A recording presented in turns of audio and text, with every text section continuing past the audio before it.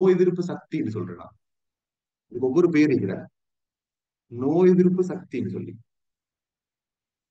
அப்ப நினைக்கிற ஆட்கள் வந்து இது ஒரு பவர் உண்டு, இது ஒரு சக்தி உண்டு அப்படின்னு சொல்லி.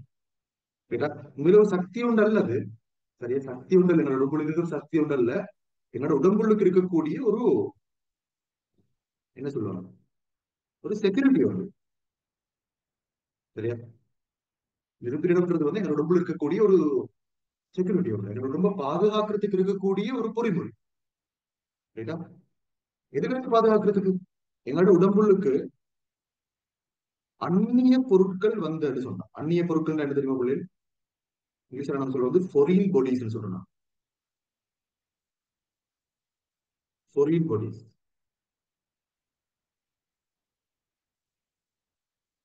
சரியா ஃபாரின் பாடிஸ் சொல்லுவோம். ஃபாரின் பாடிஸ் சொன்னா என்ன தெரியுமா? அந்நிய பொருட்கள் சொன்னா என்னென்றால் இந்த எங்கட உடம்பால உற்பத்தி செய்யப்படாத, உடம்புக்கு வெளியிலிருந்து எங்க உடம்புக்கு வரக்கூடிய பொருட்கள், அதான் அந்நிய பொருட்கள் சொல்றேன். எங்க உடம்பால் உற்பத்தி செய்யப்படாத, உடம்புக்கு வெளியிலிருந்து வரக்கூடிய பொருட்கள் தான் அந்நிய பொருட்கள். சரியா அந்நிய பொருட்களுக்கு நாம பிற பொருட்கள்னு சொல்றோம். பிற பொருட்கள் இல்ல, அந்நிய பொருட்கள் வந்து இப்படிதான். அந்நிய பொருட்கள்னு சொல்லக்கூட நம்ம பிற பொருட்கள், அதாவது அந்நிய பொருட்களுக்கு இன்னொரு வேர்ட் அல்ல பிற பொருட்கள், அந்நிய பொருட்களாக பிற பொருட்கள்னு சொல்லி கொண்டிருக்கிற பிற பொருட்கள். அதே மாதிரி அந்நிய பொருட்களாகத்தான் இருக்கிற இந்த நோயாக்கிகள். சரியா நோயாக்கிகள். நோய் நோயாக்கிகள் சொல்ல யாரும் சொல்ல வராங்கன்னா, இன்னைக்கு இந்த எங்களோட உடம்புல நோய் ஏற்படுத்தக்கூடிய பதார்த்தங்கள் அப்படின்னு சொன்னால் உதாரணமாக வைரஸ்களை சொல்ல முடியும், பாக்டீரியாக்களை சொல்ல முடியும், பங்கஸ்களை சொல்ல முடியும். இதுகள் தான் பிரதானமா வந்து எங்க உடம்புல நோய்கள் ஏற்படுது. நினைக்கிறேன் இப்ப புரோட்டிஸ்டாக்களையும் சொல்ல முடியும், பிளாஸ்மோடியம் சொல்லி கொண்டிருக்கிற அதுதான் எங்களுக்கு மலேரியா ஏற்படுது. அப்படி அந்த புரோட்டிஸ்டாக்களும் நோய் ஏற்படுத்துறதுதான். இதான் பிரதானமா நாங்க சொல்றோம், வைரஸ் பாக்டீரியா பங்கஸ் இன்னும் புரோட்டிஸ்டாக்களும் நோய் ஏற்படுத்தலாம் எங்களுக்கு. இதைத்தான் நாங்க நோயாக்கி சொல்றேன். அப்ப இந்த அந்நிய பொருட்கள் நோயாக்கிகளா இருக்கலாம். இப்ப வைரஸா இருந்தாலும் எங்களோட உடம்பால் உற்பத்தி செய்யப்பட்டுள்ளது தானே. பாக்டீரியா இருந்தாலும் எங்களோட உடம்பால் உற்பத்தி செய்யப்பட்டது, பங்கஸா இருந்தாலும் எங்களோட உடம்பால் உற்பத்தி செய்யப்பட்டது. அந்நிய பொருட்கள் தான். சரி அப்ப அந்நிய பொருட்கள் நோயாக்கிகளா இருக்கலாம், இல்ல நோயாக்கி அல்ல, அவை பிற பொருட்களா இருக்கலாம். பிற பொருட்கள் சொல்ல வர இந்த புக்ல உதாரணமா சொல்லிக்கிற புள்ளில் இந்த மகரந்த மணி, மகரந்த மணியில் உள்ள இரசாயன கூறுகள்,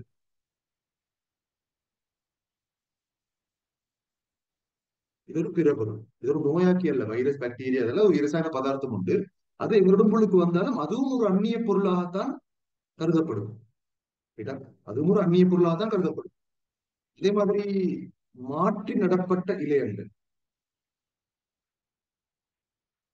மாற்றி நடப்பட்ட இழையங்கள், அது இந்த மாற்றி நடப்பட்ட இழையங்கள் சொன்னோம். இதுவும் பிற பொருட்கள் தான். என்ன தெரியுமா? மாற்றி நடப்பட்ட இழையங்கள் தான் நாங்க செய்யறோம் இல்லையா, டிஷ்யூ டிரான்ஸ்பிளான்ட், ஓர்கன் டிரான்ஸ்பிளான்ட். அது என்னது டிஷ்யூ டிரான்ஸ்பிளான்ட் சொன்னா? இப்போ ஒத்தர தோலை வெட்டி எங்கட தோலோட பொருத்தலாம் தெரியுமா? எங்கட தோலோட பொருத்தலாம். எங்களுக்கு ஒரு காயம் ஏற்படுதுன்னு சொன்னா,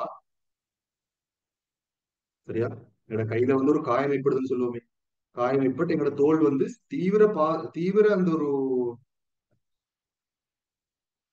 என்னது பாதிப்புக்கு படுத்திருக்குது, நல்லா சேதம் அடைஞ்சிருக்குது. எங்கட தோலை இதுக்கு அந்த தோலை எடுக்கலாம், தோல் எடுக்கலாம், தோல் வந்து அப்படியே பொசுங்கி போய்த்திருது. அந்த தோல் திரும்ப ரீஜெனரேட் ஆகாதுன்னு சொன்னா மூணு என்ன சரி ஒன்று வச்சு, இல்லைன்னா இன்ஃபெக்ஷன் போயிட்டு கொண்டே இருக்கு. அந்த தோலால வந்து இன்ஃபெக்ஷன் போயிட்டு கொண்டே இருக்கும். இந்த தோல் ஒரு பாதுகாப்பு வளர்ந்து நாங்க இந்த இப்பதான் படிக்க போறோம் நாங்க இந்த தோலோட முக்கியத்துவத்தை. அப்ப தோல் கறந்து போனோம்னா கட்டாயம் நாங்க தோலை ஒன்று இப்படி செய்வாங்க, ரெண்டு மூணு வலிக்கிற சரியா. தோலை டிரான்ஸ்பிளான் பண்றதுக்கு, ஸ்கின் டிரான்ஸ்பிளான் செய்யறதுக்கு வந்து ரெண்டு மூணு வலிக்கிற. ஒன்று என்ன செய்யலாம்னு சொன்னால், எங்கட ஸ்கின்ல இருந்து ஒரு கலம் ஒன்று எடுத்து, சரியா எங்கட ஸ்கின்ன மாதிரியே ஒரு ஸ்கின் ஒன்று செய்யறேன். சரியா எங்கட ஸ்கின் மாதிரியே ஒரு ஸ்கின் ஒன்று செய்யறேன், செஞ்சு அதை கொண்டு வந்து எங்களோட உடம்புல பொருத்தம். ரைட்டா எங்களோட ஸ்கின்ல இருந்து ஒரு களம் ஒன்று எடுத்து அந்த களத்தை வச்சு பெருக்கி பெருக்கி பெருக்கி பெருக்கி பெருக்கி எங்களோட தோலை மாதிரி ஒரு தோலை செஞ்சு டிரான்ஸ்பர் பண்றது. அப்படி இல்லைன்னா ஒரு மனிதன் ஒரு தோல் எடுத்து, ரைட்டா எங்களோட தோலோட மெச்சாய் கிட்டத்தட்ட மெச்சாய் போற மாதிரி ஒரு மனிதன் தோல் எடுத்து எங்களோட தோல்ல போடுறது. அப்படி இல்லாட்டா எங்களுடைய உடம்புல வேறொரு இடத்துல இருந்து தோலை வெட்டி எடுத்து, இப்ப கால் மாறி தொடை மாறி இடங்கள்ல தோலை வெட்டி எடுத்து தோலை கணக்க சீவி எடுக்கணும். சீவி எடுத்தா காலில் வந்து சீவி எடுத்தோடனே அந்த சீவி எடுத்த இடங்கள்ல வந்து மார்க் அடையாளங்கள் இருக்கும். ஆனா அத திரும்ப அந்த இடத்துல தோல் வந்துடும். ரைட்டா அதை சீவி எடுத்து எங்கட கையில போடு. அப்ப எங்களுக்கு ரெண்டு மூணு வழிகள் உண்டு. எங்கடையே அந்த இடத்துல இருந்து தோல் கலங்கள் எடுத்து அதை பெருக்கம் செஞ்சு ஒரு ஸ்கின் அது சொல்றது வந்து ஸ்கின் டிராஃப்டிங் சொல்றேன் நான். அதுக்கு சொல்றேன். இப்ப நான் சொல்ல போற முறைக்கு சொல்றது வந்து ஸ்கின் டிராஃப்டிங். ஸ்கின் டிராஃப்டிங் சொன்னா எங்கிட்ட தோல் மாதிரியும் ஒரு தோலை செய்யறா. சரியா? எடுத்து பொறுத்துற அதை ஃபுல்லா சொல்றாங்க ஸ்கின் டிராஃப்டிங். அதே மாதிரி இன்னொரு வேலை செய்யலாம். இன்னொரு மனுஷன் தோல் எடுத்து எங்கட தோலோட பொறுத்தா.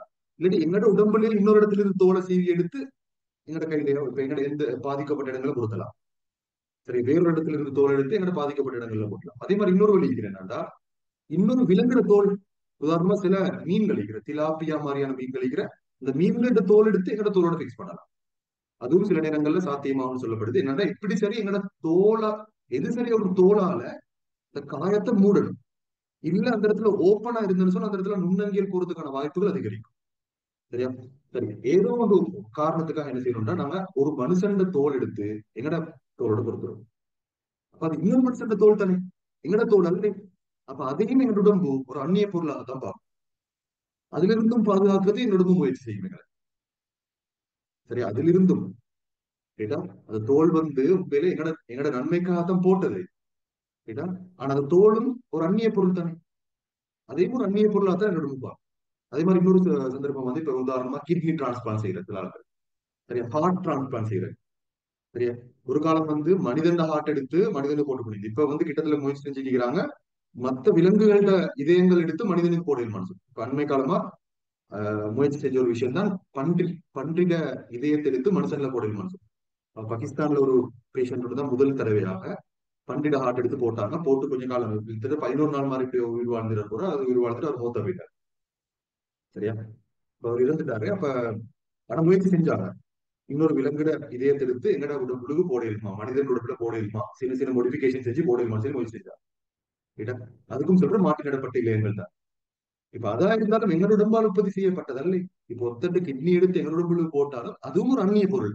ஒத்தட்டு இதயத்தை எடுத்து எங்களோட உடம்புக்கு போட்டாலோ அல்லது ஒத்தட்டு ஈரல் எடுத்து எங்கட ஈரல் எங்கட இடத்துல போட்டாலோ எங்களோட உடம்புக்கு போட்டாலோ அதுவும் ஒரு அந்நிய பொருளாக தான் கருதப்படும். சரியா? ஒரு அந்நிய பொருளாக தான் கருதப்படும். அப்ப மாற்றிடப்பட்ட இளையங்கள் கூட அந்நிய பொருளாக தான் கருதப்படும் என்று சொல்லப்படுது. சரியா? Right. அப்ப நான் கொஞ்சம் வாசிட்டு வருவோம். நீங்க பிரிண்ட் எடுத்தீங்க தானே?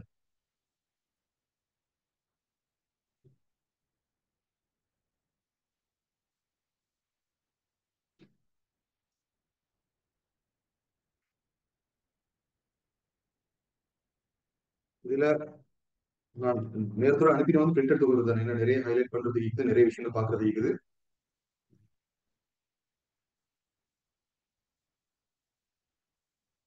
சரி, நான் வாசிட்டு வருவோமே.